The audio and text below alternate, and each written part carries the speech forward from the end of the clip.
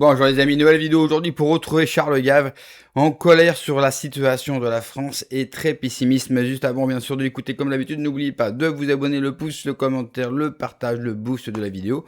On l'écoute et on en parle juste après. D'ailleurs, hors de question, je ne connais pas d'exemple dans l'histoire d'un déficit budgétaire qui a été réduit par une augmentation des impôts.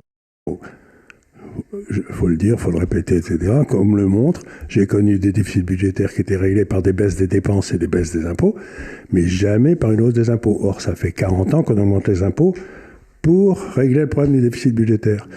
Et je peux pas vous dire, il va y avoir par exemple une explosion du déficit de la sécurité sociale, qui n'est pas encore dans les 6%. Donc on va plutôt être à 7% qu'à 6%. Et je ne sais pas comment aujourd'hui les taux d'intérêt sont supérieurs au taux de croissance de l'économie, et de 100 points de base. Donc ça veut dire que les frais financiers vont passer peut-être à 80-90 milliards d'euros. Donc ce que je veux dire par là, c'est que vous avez un problème qui est absolument extraordinaire, le déficit budgétaire, la dette, la signature de la France, la capacité d'emprunter par la France sur les marchés étrangers. Et il n'y a pas un de ces guignols qui en parle ? Ouais. Aucun. Il vous parle de... Non mais... Non, c'est étonnant d'ailleurs parce que... C'est comme si vous étiez le gouvernement français en 1945, les Allemands sont encore à Paris, au 44, et vous dites on va parler de la sécurité sociale et tout, on va pas parler des Allemands parce que... Non, c'est marrant parce qu'il y a un an... François Bayrou, pardon. On avait parlé un peu, oui. On faisait tout un truc, c'était le nouveau truc le plus important. Selon moi, il avait raison, mais comment dire, toute sa carrière politique ne préjugeait pas d'une certaine... On s'imaginait pas François Bayrou ayant du courage. Voilà, exactement. Donc il nous a beaucoup alerté là-dessus. Aujourd'hui, le problème reste le même, voire même pire, effectivement, puisqu'on se rapproche de donc ces gars-là qui se présentent, ils sont tous remarquables. Ils n'ont rien fait dans leur vie, ils n'ont aucune raison d'être particulièrement contents d'eux-mêmes. Ils ne parlent pas de la problème de souveraineté, ils ne parlent pas du problème des déficits, et ils nous racontent encore des calembredènes sur ce qu'ils vont faire pour améliorer une situation qui est désastreuse, dont ils ne parlent pas. Mais pourquoi ils se présentent ? Ouais. C'est un déni de réalité. Se présenter avec leur programme, c'est nous prendre pour des cons. Mmh. Et moi, ce que je crains énormément, je suis même quasiment certain que ça va arriver, c'est que justement des candidats, particulièrement comme Édouard Philippe, se servent de cette problématique-là en faisant croire qu'il est compétent sur la question pour dire si c'est pas moi qui suis élu, la dette va exploser, ça va être l'horreur. Il a été élu, il a rien fait. C'est lui qui a été l'origine des grands déficits budgétaires. Oui. Et il va remployer les mêmes qui sont au pouvoir actuellement aussi. Et si c'est pour avoir encore, la première des choses, c'est qu'il faut fermer l'ENA, il faut fermer l'école de la magistrature, il faut supprimer l'inspection des finances, et puis à ce moment-là, on pourra peut-être s'en sortir, parce que c'est les vrais blocages, quoi. Non, mais ce que je veux dire, c'est que c'est surréaliste, ce que vous me présentez là comme liste. C'est surréaliste dans les noms, c'est surréaliste dans les attendus, dans les projets, et c'est surréaliste dans l'analyse de la situation, quoi. Mmh. Il parle de tout sauf des trucs importants. Oui, c'est-à-dire qu'on a l'impression, qui n'est pas vraiment qu'une impression, d'avoir un décalage énorme entre ce que l'offre politique est et ce qu'elle devrait être. C'est-à-dire les problématiques réelles et les problématiques... Mais c'est ça, on a une problématique de... j'ai entendu Attal la semaine dernière qui disait en aucun cas il faut parler aux Français de sang et de larmes. Vous savez, Churchill, en 1940, avait dit « Je vous promets du sang, de la sueur et des larmes ». Mais il faut parler que de ça, mon grand. La France va rentrer dans une période où ça va être du sang, de la sueur et des larmes. Et si vous faites élire en partant du principe que vous attendez pas du sang, vous ne pourrez pas demander de sacrifice aux Français. Et à ce moment-là, on va tout droit vers la guerre civile. Mais je suis dans un état de rage de voir ces nains. Ce sont des nains. Des nains intellectuels, des nains politiques, sont des grotesques, et ils prétendent gouverner le vieux royaume de France. Mais c'est blasphématoire, tiens, voilà. Oui, je suis assez d'accord, c'est assez blasphématoire dans l'idée. Ouais. Parce que l'idée que chacun se fait de la France, c'est blasphématoire. D'avoir ces gars-là se présenter comme les candidats, c'est tout ce qu'on peut sortir, il n'y a rien de mieux. Ouais. C'est grotesque, c'est nain de jardin. C'est sûr que c'est pas terrible. Et d'ailleurs, en fait, ça remet sur la table un problème qui est déjà l'élection présidentielle en elle-même. C'est-à-dire avant même qu'on se pose la question de qui est candidat, de quels sont les programmes, etc. C'est-à-dire que c'est l'élection vraiment qui rythme toute la vie politique et qui détermine ce qui va se passer ailleurs sur l'élection d'une seule personne, d'un seul homme qui est déterminé derrière par des polémiques, qui est visé par le PNF, etc. Et autrefois qui était contrôlé par l'usage du référendum par le général. Mais à partir du moment où on ne fait pas de référendum, on donne un pouvoir plein et entier sans pouvoir le changer. Et puis quand par hasard on a fait un référendum, on ne le respecte pas. Ouais. Ces nains de jardin, là, ils n'ont même pas respecté le référendum qu'on a dit qu'on ne voulait pas de leur constitution européenne à la merde. Là. Ouais.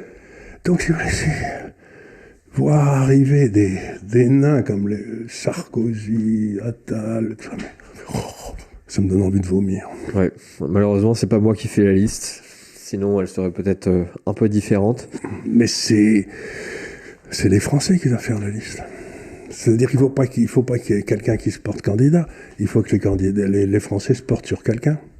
Mais je ne sais pas qui c'est. Pour l'instant, il n'est pas sorti. Hein. Mais je ne sais pas qui c'est, à mon avis. Moi, j'avais pensé un moment que Pierre de Villiers pouvait être celui-là en 2024, mais il n'a pas eu le courage. Ouais, je sais pas. En plus, je n'étais pas convaincu. Je l'ai rencontré une ou deux fois, je n'étais pas convaincu. Ouais, moi, je ne l'ai pas rencontré, mais je ne suis pas convaincu. Oui, vous avez raison. Voilà. Voilà, tout ce que je voulais dire, c'est que De Gaulle disait que l'élection du président de la République, c'était la rencontre entre un homme et un peuple. Ben là, il y a quelques hommes. Il y a quelques hommes, mais non, c'est pas d'hommes. Ce que disait le président Lebrun quand il avait rendu visite en 1945 à De Gaulle. De Gaulle raconte dans sa mémoire, j'ai reçu le président Lebrun, qui était le dernier président de la Troisième République. Ouais. L'ancien chef de l'État, il disait, l'embêtant, c'est que c'était pas un chef et qu'il n'y avait plus d'État. Il n'y a plus d'État, il n'y a pas de chef qui se présente. Ouais, je suis assez d'accord. On verra ce que ça nous réserve à l'avenir. Rien de bien. Donc on a ici que des gars qui, dans le fond, ont comme ambition de prendre le contrôle de l'État, c'est-à-dire de la source de dépenses et de revenus la plus importante en France, hein, et qui n'ont jamais eux-mêmes fait une fin de mois. Ils n'ont jamais eu le problème à la fin du mois de se dire j'aurai pas un rond parce qu'il va falloir que je paye tout le monde. Non, ça je Donc crois pas. on n'a que des gars qui ont des idées sur la façon de gouverner, mais qui n'ont jamais rien administré de... Non, je crois qu'il n'y en a aucun qui sait ce que c'est que de galérer à avoir une entreprise rentable, d'avoir sur la conscience des fins de mois à payer, comme vous avez dit. Et surtout, la responsabilité, famille, la responsabilité énorme, si vous voulez, c'est que quand vous êtes un chef d'entreprise, vous avez toute une série de familles, des enfants dont vous êtes le parent, etc. Ouais. Donc vous avez la responsabilité, c'est à vous de maintenir toutes ces familles en... Donc, on ne s'imagine pas l'angoisse. Et ces gars-là, qui se veulent responsables de la France, ils n'ont pas du tout l'angoisse de ce qui va nous arriver à tous ces pauvres gens qui ont remonté pour eux, si par exemple, on ne peut plus emprunter. Ce que je veux dire, c'est que dans ces programmes que j'ai vus, il n'y en a aucun qui s'adresse à la dette. Ils s'en soucient pas parce qu'ils s'en foutent. Depuis quand nos hommes politiques, se préoccupent de nos vies, se préoccupent de la France? Qu'est-ce que sera la France dans les 10 prochaines années? Alors oui, c'est vrai, on va me dire, Charles Gave, comme De La Marche, comme beaucoup d'économistes sur YouTube, ça fait, 15 ans qu'ils nous annoncent que là, cette fois-ci, c'est fini, c'est la crise. C'est vrai.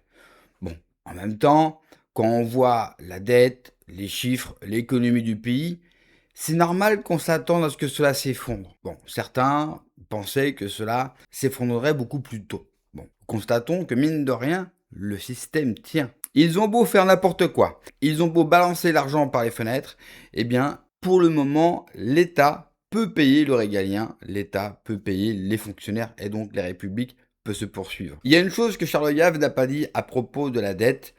Effectivement, plus vous augmentez les impôts et plus vous creusez la dette. Pourquoi? Parce que les impôts, ça ne génère rien. Généralement, quand vous voulez relancer une économie, il faut faire l'inverse de la logique, c'est-à-dire il faut plus dépenser, il faut effectivement creuser, faire péter votre dette. Et si la France serait intelligente, elle se servirait un temps de la BCE, n'oubliez jamais, nous finançons notre dette via la Banque Centrale Européenne. Donc si on serait un petit peu malin, on se servirait de la Banque Centrale Européenne pour faire ce qu'on appelle une relance, investir massivement pour justement en récolter les fruits.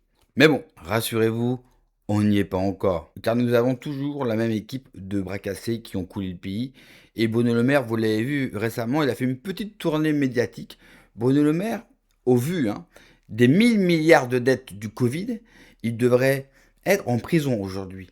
Il ne pourrait, dans un pays sain, avec une population qui a conscience d'elle-même et de sa politique, qui s'occupe de la politique, du fait politique, il ne pourrait pas circuler dans la rue sans prendre une droite dans la gueule.